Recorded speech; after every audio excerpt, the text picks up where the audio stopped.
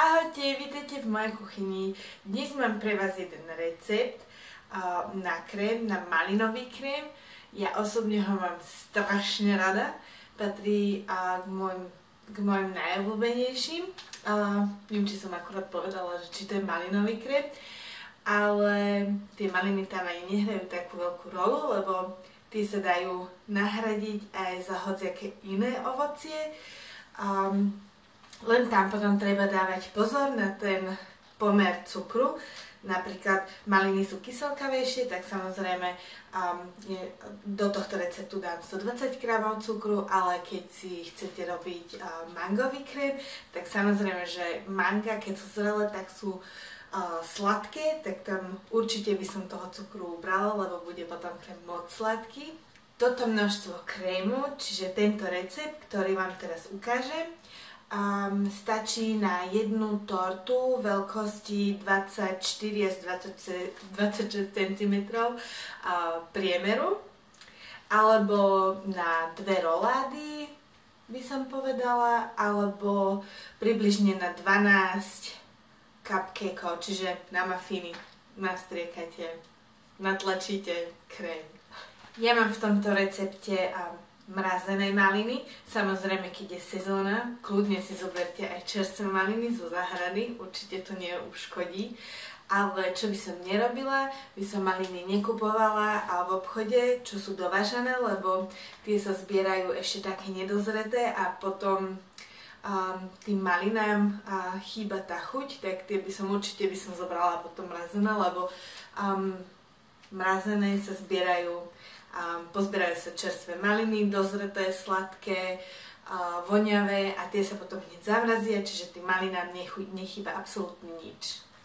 Na malinový krém budeme potrebovať 500 g mrazených malín, ktoré som si nechala odmraziť, 350 g čerstvého másla izbovej teploty, 120 g kryštálového cukru, 40 g maizeny alebo zlatého klasu, 2 žltky, šťavu z polky citróna a lyžičku vanilkového extraktu. Rozmrazené maliny si rozmixujem ponorným mixérom.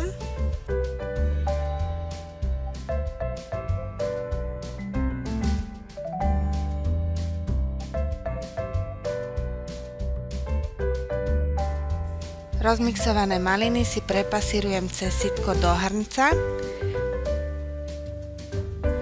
Malinové pyré preto budem pasírovať, aby som nemala kôstky v kréme.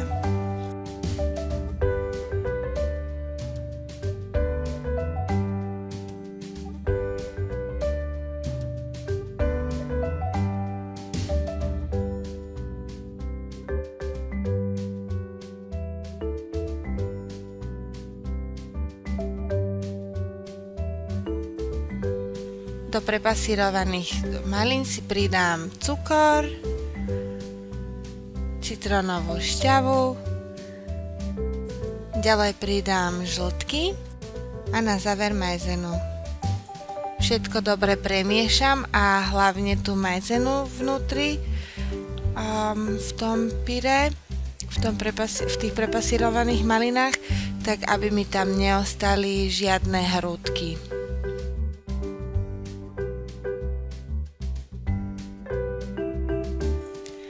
Keď som si maizenu v malinách poriadne rozmiešala, dala som si hrniec na šporák, šporák som si zapla a za stáleho miešania som varila malinový puding, čiže tie prepasírované maliny, kým mi nezhustli na tuhý puding.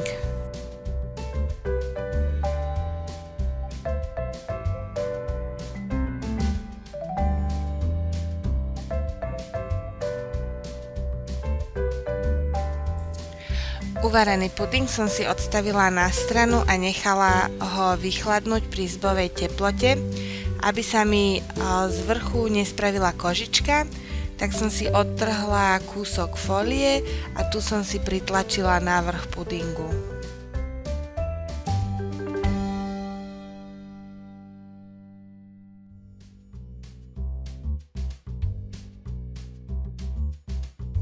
Keď sa mi malinový krém vychladil pri izbovej teplote, čo je dôležité, som si ho ešte raz premiešala ručným mixérom. Čerstvé maslo, ktoré má taktiež izbovú teplotu, si vyšľahám v stroji do krému, do bieleho krému. Puding necháme preto vychladnúť pri izbovej teplote, lebo aj maslo si vybereme včas a necháme ho dojsť na izbovú teplotu, a preto, aby obidve suroviny mali tú istú teplotu a aby sa nám v kréme nespravili žiadne hrčky, aby sa krém nezrazil.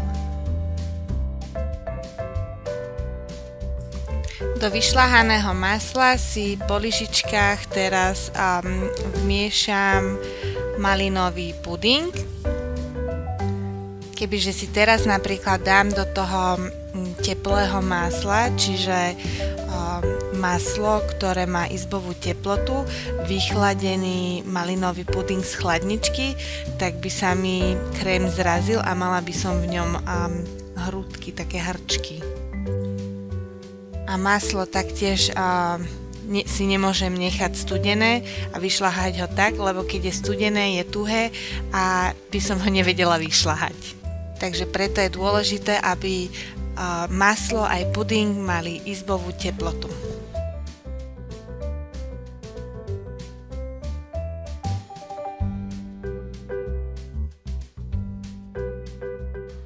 Neviem, či ste si to všimli, ale do pudingu som zabudla dať vanilkový extrakt, takže ho určite vy nezabudnite. Dodá to tomu ešte lepšiu chuť tomu krému. Ja som dávala do krému 120 g cukru. Ja torty ani krémy nemám rada presladené, ale ak by to malo byť niekomu málo, tak samozrejme krém sa dá potom dosladiť práškovým cukrom. Jednoducho si trošku prisypte a radšej si ho aj preosiete, aby ste tam nemali nejaké hrúdky v kréme, ale dosladiť sa dá. Ja som tento krém používala na tortu potiahnutú fondanom. Tortu som potierala ganažou z bielej čokolády a biela čokoláda je sladká, tak nechcela som mať strašne presladenú tú tortu, takže som tam dala iba 120 g cukru. Krém, keď si vyšľaháte, tak si ho spracujte hneď, vtedy sa s ním veľmi dobre robí, je mäkký, sa s ním dobre potiera. Alebo si ho môžete kľudne pripraviť aj deň vopred, dáte si ho do chladničky, len potom si ho musíte včas z chladničky vybrať a nechať dojsť na izbovú teplotu, čiže aby krém mal izbovú teplotu a potom si ho ešte raz mixerom dobre prešľahajte a používajte ako čerstvo uvarený, pripravený. Ešte jednu poznámku mám, to je, ste si všimli, že krém je maslový. A som spomínala vo videu k fondanu a možno v iných videách, že maslový krém je vhodný pod fondant, ale nie tento maslový krém, lebo tam je puding a puding obsahuje veľa tekutín, takže tento krém nie je vhodný pod fondant, ináč by sa fondant navlhol a potrhal. Dúfam, že sa vám video páčilo a recept sa vám pozdáva a sa do neho pustíte, aj niečo z neho spravíte. Budem sa veľmi tešiť, aj ak mi pošlete fotku na Facebook pod Zuzkina kuchyňa, jednoducho pod toto video. A ak som hovorila, budem sa tešiť, samozrejme za každý páčik sa budem tešiť. A videá sa dajú odoberať, sú bezplatne a teším sa už na budúce. Ahojte! Ešte som vám zabudla povedať a recept nájdete ešte raz dole pod videom v popise. Takže ešte raz ahojte!